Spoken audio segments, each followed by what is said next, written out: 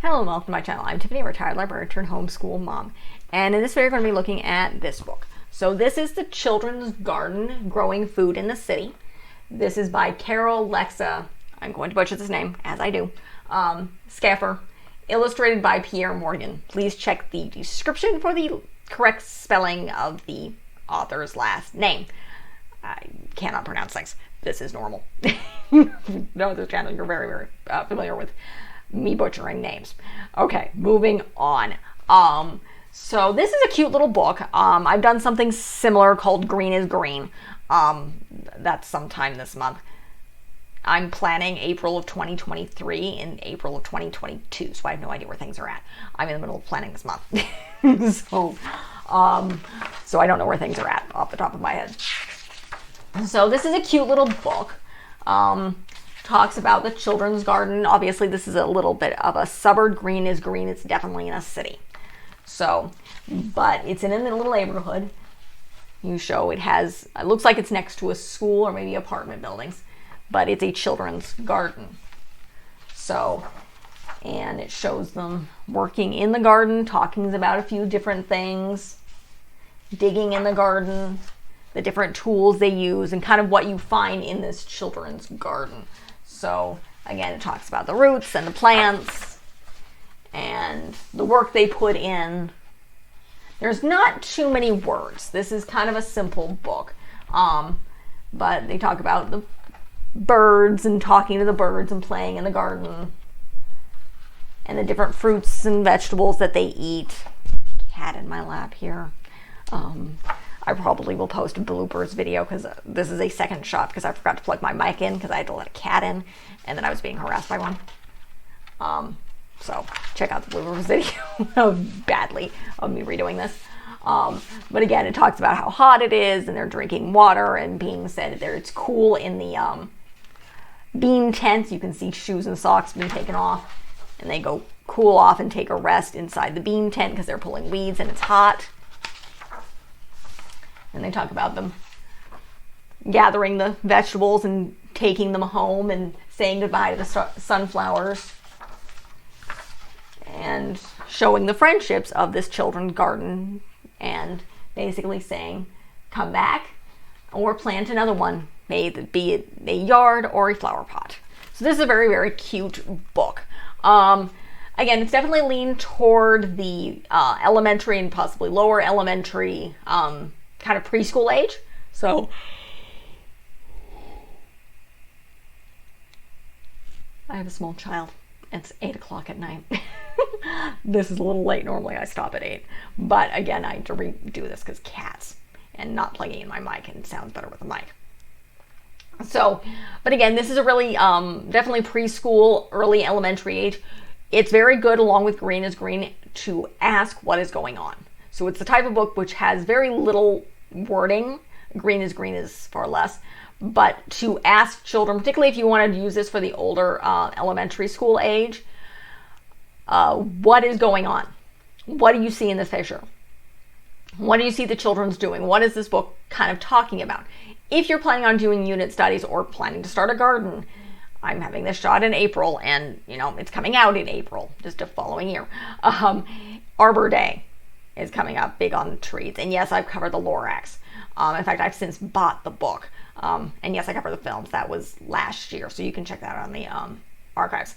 So, but talking about greenery and plants, if you're planning on starting a garden, I wish I could. I live in the desert.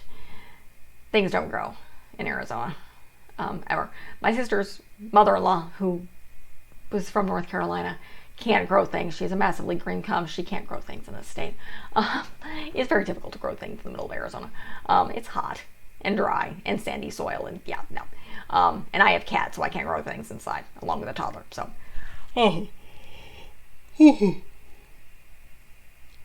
I have grown stuff before. I did a giant herbs pots in my parents' house, but it was very, very difficult to keep things and keep track of things. And now I don't have time because toddler and cats and husband.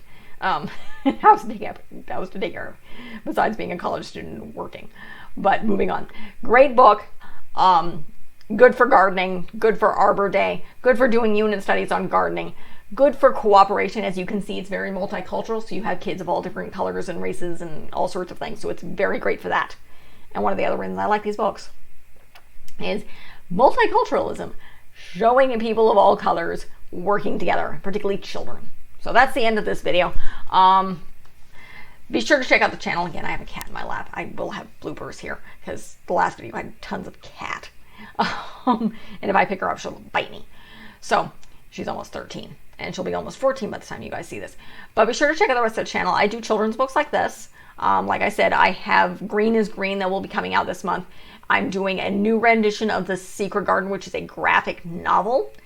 And then another kind of World War II garden book, which both kind of lean. The Victory Garden, which is the other book that I'm covering, is, and I covered this in ebook, is more middle elementary.